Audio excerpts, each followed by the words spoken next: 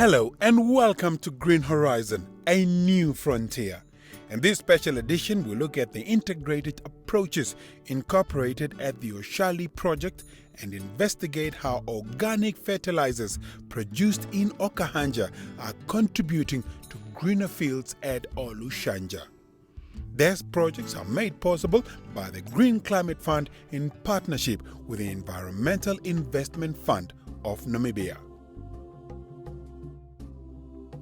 In our last episode, we visited the Oshali farming projects where they harvest rainwater for their produce.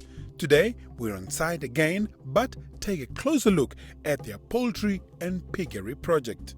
To recap, the Oshali project is co-owned by the Shikomba family and the community on a 50-50 basis. While they engage in different farming activities, we start with the poultry and not dwell into what comes first, the chicken or the egg. The chickens here are hatched in these incubators and they can stay in them for up to 24 hours. Other than time periods, what else is important to know about incubators? Set up your incubators ahead of time in a quiet location.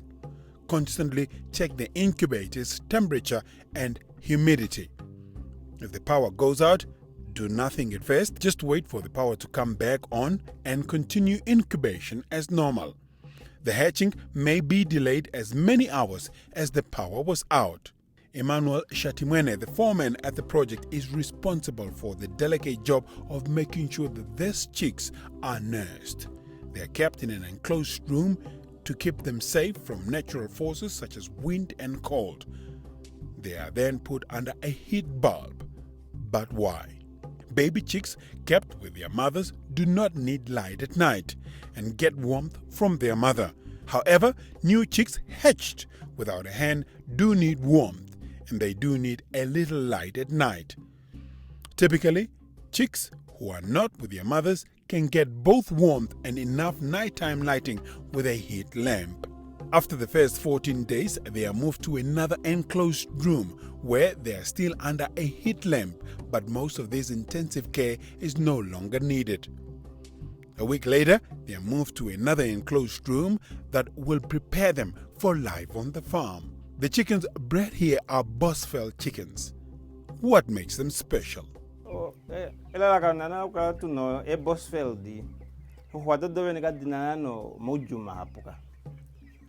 Ihadi penana adi drungo kutunge shiringe ngoda kwato konkifi tadrungo musengo nande tatu ali adi drungo sama doveno diringo ina difana nambale kwadi ko ihadi kwato kwatana na ko mikifi to di lilengo kudiko ambala.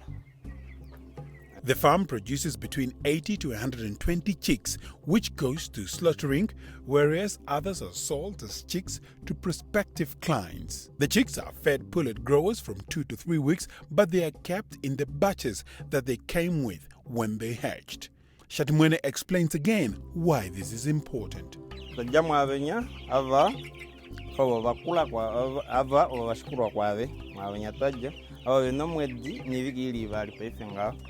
So iatuva tura mumwena avenya hashi kaveshi voshidalelo shimashi ya atuningene nga uchashi abo wakula venya washikula kona tanga welinga vo va atuningeno mikif nene hashi venya bashani todru waturu mwena watadwa muno mbuto na ndokuli nale beno mikifi enyeta adru kufira manubu. After they have gone through their orientation process, they are moved to the general population. Here, they are raised in the best environment possible. They will start producing from about 5 to 6 months. In the oshiwambo culture, there is a myth that a white chicken is a symbol for poverty. So, such chicken are not often farmed with, considering the rare chance that this Rhode Island white chicken makes it through nonetheless. It might be our next lunch next week or the next time we visit here. The Oshali project also have Sussex in their care. They are mainly used for selling and also for breeding. It's generally recommended that you have 8 to 10 hens for each rooster to ensure the rooster can divide his time adequately without causing undue stress to the hens. Hens who are being subjected to too much mating may show damage around the head, neck and combs as a result of being repeatedly mounted.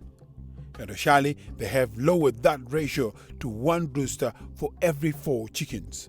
The chickens lay their eggs and then the eggs are collected. It is important to note that the eggs for the Sussex and the Bosveld differ.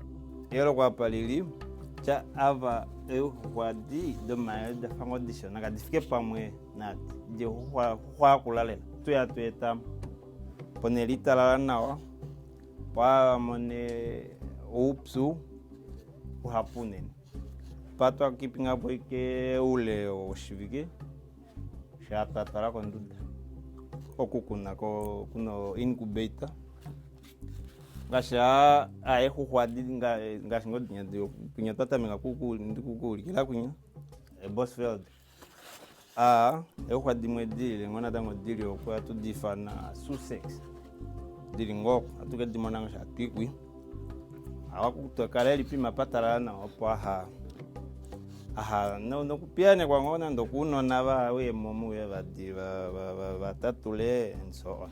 The Oshali project also has piglets. They, however, had to slaughter a number of them because of the outbreak of the African swine fever, which was rogue in April. They now primarily cater for wedding and for their butchery.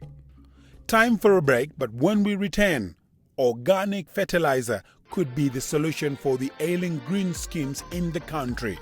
Stay tuned.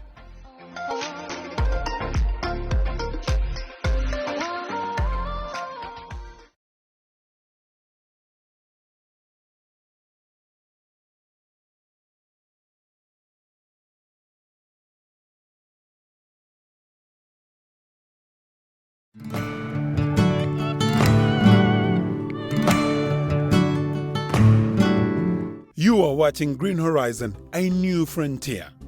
This episode was made possible by the Green Climate Fund in partnership with the Environmental Investment Fund of Namibia.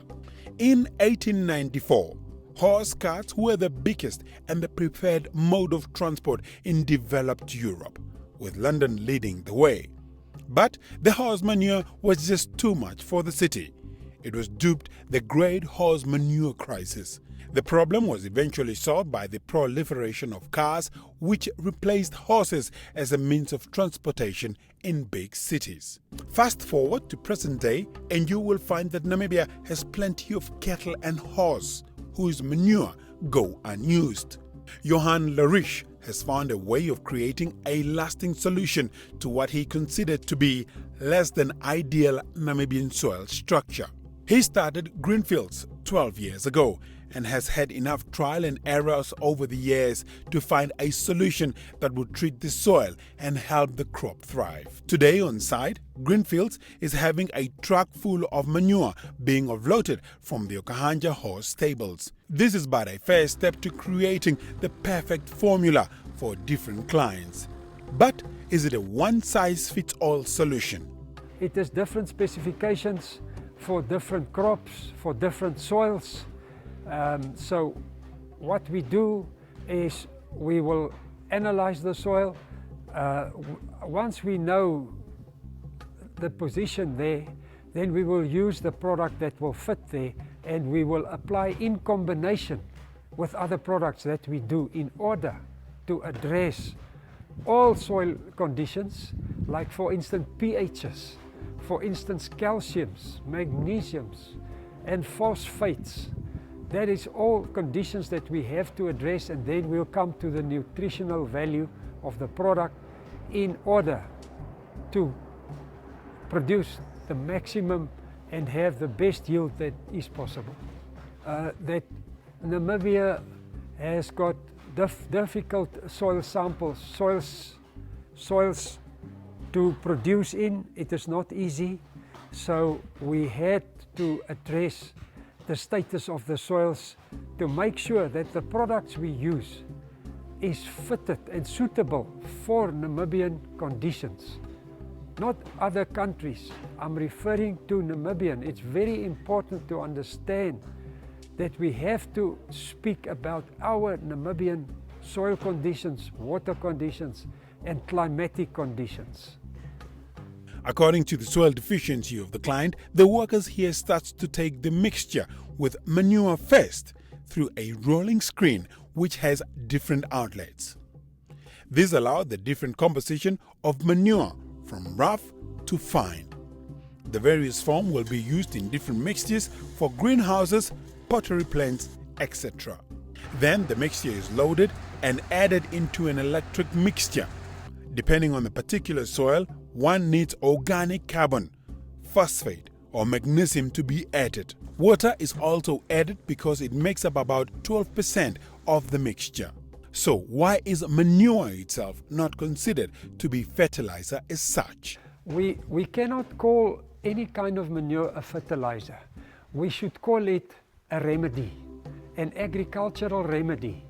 Now that means simply that if you analyze the manures in the laboratory, it will show you that the nutritional values are very, very low.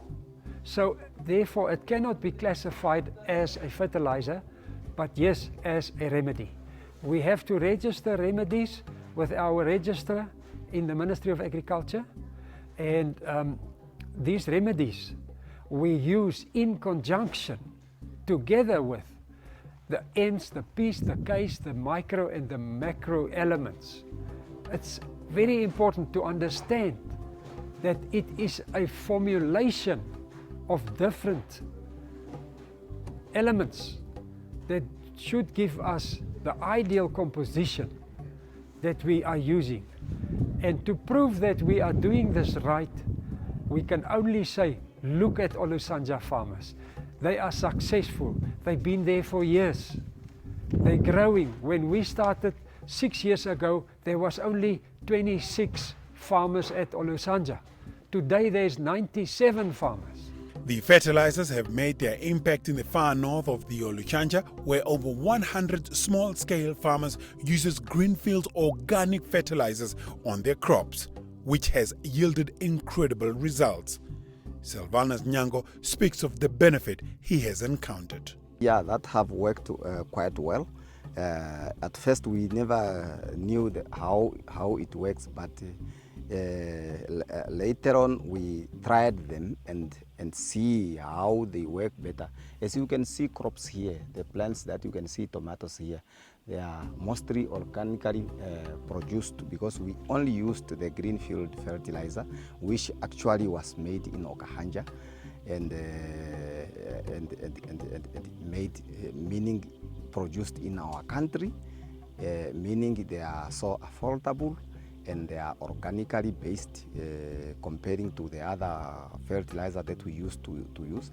The other fertilizer that we are dependent to those days, they were from South Africa, and as you know, if we are not the producer, the beneficiary are normally those who created, who made those fertilizer. And as of levers for this one, IF has at least funded us to see as to how this one is working, and we really find this one is working and is benefit to the crops. Benefit to the soil in the sense that it is organic, and as such they are adding the humus component. The organic carbon is improved in the soil, and these benefits we cannot find them in inorganic fertilizer. So actually it really improved the soil structure, and for a long time it is staying in the soil, unlike the inorganic fertilizer. We are mostly came together as the association to make sure that we have the power of production so as to supply the intended market, but also to share technical advices to each other, so that when we have problems like penetrating the market, we go together. When we have technical problems, production problems, then we can share the problems with each other, so that we cannot isolate ourselves. When times become hard, we see as to how we can encounter hardship. Echoing Nyango's sentiment is his supplier, Larish, who points at the difference between the NPK fertilizers and the organic fertilizers. The difference is mainly, if we start off with, you need to have a capacity in the fertilizer that you use that will build the status of your soil. You cannot cultivate soil year in, year out, and you don't feed your soil. I mean, if you look at cattle farming, people make sure they feed their cattle, they give it medicine, and you don't do it with plants. It's not going to work. You firstly have to feed your soils. Now with chemical, there's no chemical product that can increase your soil status. It is absolutely impossible. So that is why we bring a 45% of organic materials to our mixes. We bring a 15% organic carbon to it, and then we bring the N's, the P's, the K's to a smaller extent, and the micro elements. All that in combination we do, and then you find the product that you see lying on the floor here. Nyango has 21 hectares under drip irrigation and produces cabbages, tomatoes, butternut, onion and chilies among other crops. He has called on educational institutions to have field day visits to their sites so that graduating scholars can have first-hand experience on how to produce efficiently. There is really limited organic pesticides that we can use here, and the technology is really need to be boosted up. Our higher institution of learning need really to come here. Their outreach program, they need really to be field oriented, not the campus oriented.